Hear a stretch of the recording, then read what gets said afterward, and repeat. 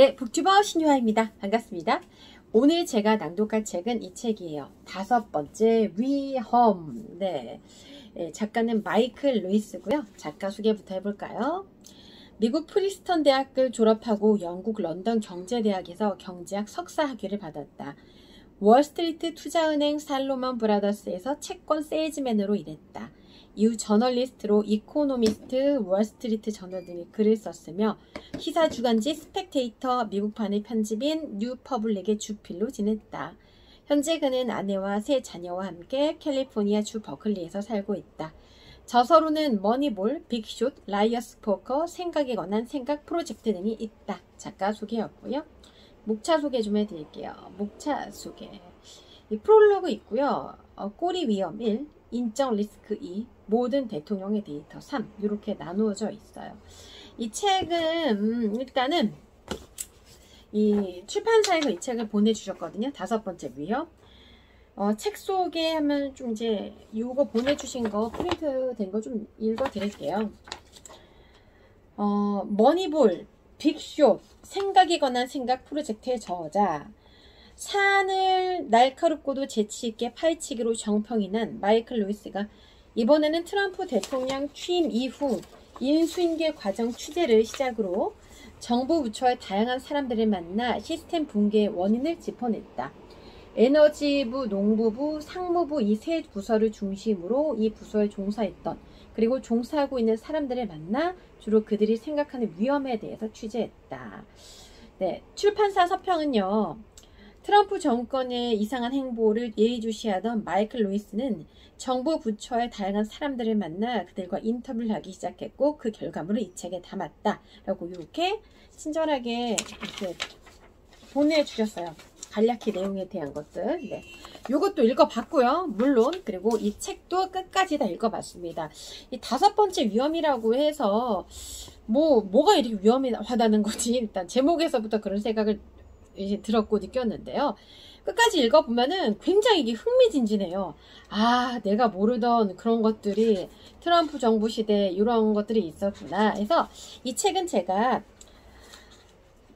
인수 위에서 길을 읽다 이 프롤로그 부분부터 시작을 해서 낭독을 해볼까 했지만 프롤로그는 빼고 메인 내용부터 꼬리 위험부터 낭독해 보도록 하겠습니다. 잠깐만요.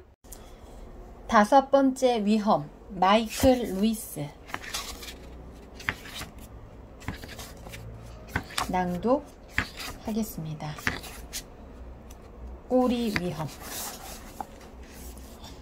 대통령 선거 다음 날인 2016년 11월 9일 아침 미국 에너지부 소속 직원들은 각자 사무실에 출근해 대기 중이었다. 빈 책상 30개를 마련하고 그 수만큼의 주차 공간도 확보해 두었다. 정확한 인원수는 모르지만 선거에서 누가 당선되든 상관없이 청사로 곧 사람들이 몰려올 것이기 때문이었다. 8년 전 대통령으로 당선된 버락 오바마 역시 선거 다음 날 아침 에너지부로 30명에서 40명의 사람들을 보냈다. 에너지부 직원들은 클린턴 사람들에게 했을 것과 동일한 방식으로 트럼프 대통령 사람들을 맞이하며 부처 직인이 찍힌 5인치 두께의 바인더를 건넬 계획이었다. 누가 승리하든 바뀌는 것은 없습니다. 한 전직 에너지부 직원이 말했다. 어느 당이 이기든 그들은 그 무엇도 바꾸려 하지 않죠. 아무 일 없이 오후가 지났다. 첫째 날 우리는 모든 준비를 마치고 기다렸습니다. 전 백악관 고위 관리가 말했다. 둘째 날엔 우리에게 전화를 할까 하고 궁금해했죠. 직원들이 삼삼오오 모여 연락받은 것 없습니까? 라며 서로에게 물었습니다. 대통령 인수인계를 준비하던 또 다른 전직 관리가 말했다. 뭐 좀 들은 거 없어요? 저는 하나도 없는데 라고 말이죠. 당시 에너지부 부장관이었던 엘리자베스 샤우드 랜들은 선거가 치러지고 그가 승리했습니다 라고 말하며 트럼프의 당선을 회상했다. 하지만 그 후 우리 사이에서는 아무런 대화도 없었습니다. 우리는 내일을 준비했어요. 하지만 아무 일도 일어나지 않았죠. 연방정부 어디에도 트럼프 사람들은 보이지 않았다. 몇 군데 모습을 보인 곳에서는 준비가 덜 된 듯 그들은 마냥 혼란스러워했다. 한 번은 국무부에서 열린 브리핑에 참석했는데 기밀을 다루고 있어서 내용을 들을 수 없었다. 비밀 취급 인간은 고사하고 외교 분야에서 경험 있는 이도 드물어서 트럼프 사람들에게 국무부의 브리핑 청취는 허용되지 않았다.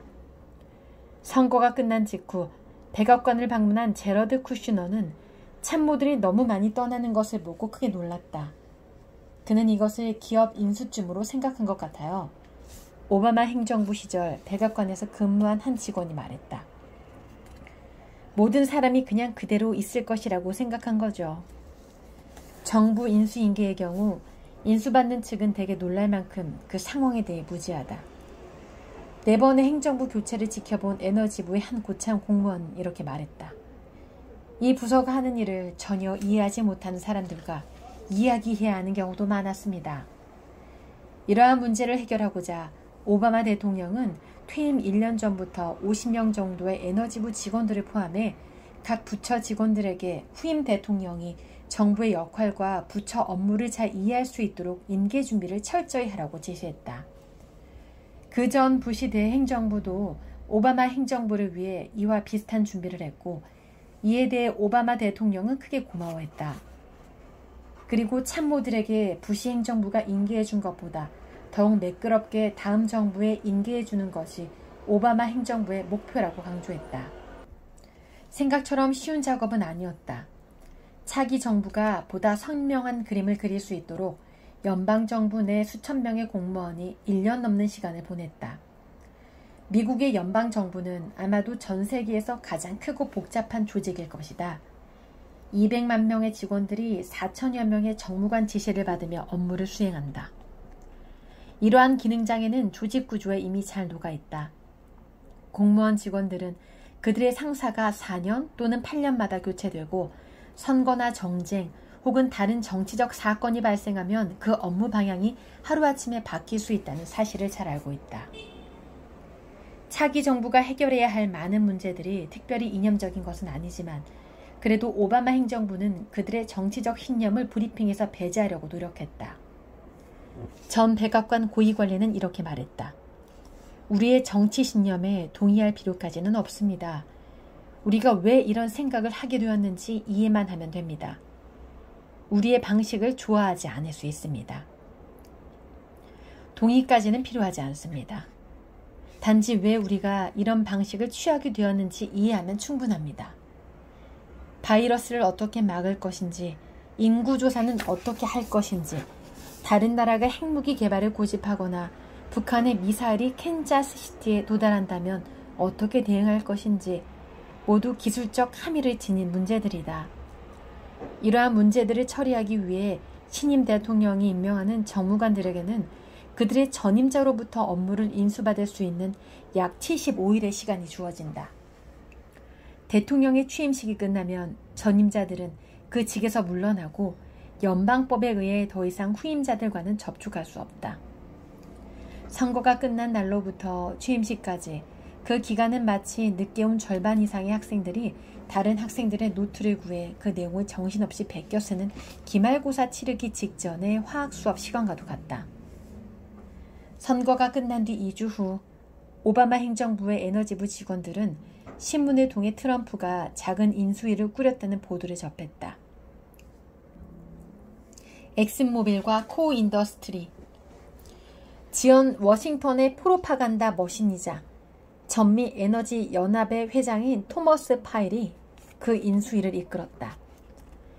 파일은 과거 코인더스트리의 로비스트로 일했던 사람으로 탄소에 대한 미국 경제의 의존도를 줄이려는 에너지부 움직임을 공격하는 사설을 신문에 쓰곤 했다. 파일이 말하길 인수위에서의 그의 역할은 자발적이며 비밀 유지 계약서에 서명했기에 누가 그를 임명했는지는 밝힐 수 없다고 했다. 그의 임명에 대해 에너지부에서는 경악을 금치 못했다. 우리는 추수감사절이 포함된 주의 월요일에 파일의 임명 사실을 처음 알았습니다. 라고 케빈 노블루치 당시 에너지부 비서실장은 회상했다. 빠른 시일 내에 에너지부 장차관과 함께 만나면 좋겠다고 제안했죠. 하지만 그는 추수감사절 이후에나 우리와 만날 수 있다고 했습니다.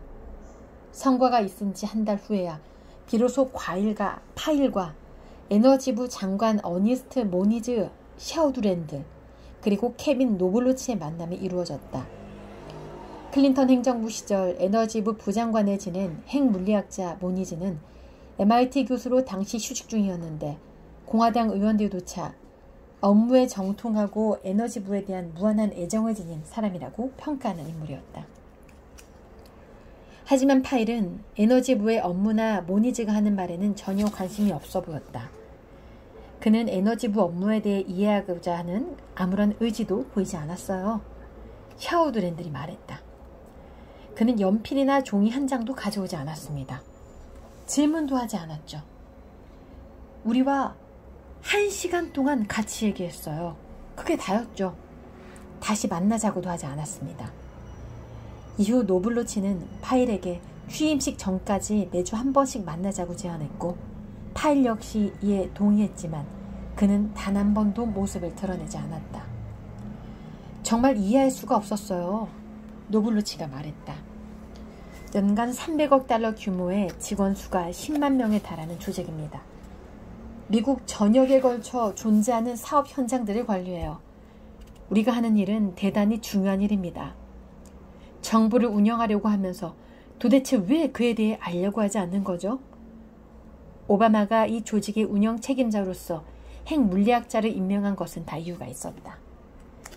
조직이 담당하는 일의 성격만큼이나 그 조직 역시 꽤나 기술적이고 복잡하다.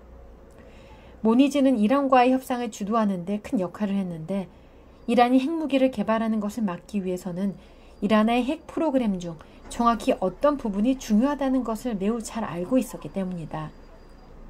2013년 6월 에너지부에서 일하기 시작했을 때 노블로치는 약 10년 동안 참여과학자 모임 대표로 활동하고 있었다. 저는 커리어 내내 에너지부와 긴밀히 협력해왔습니다. 노블로치가 말했다.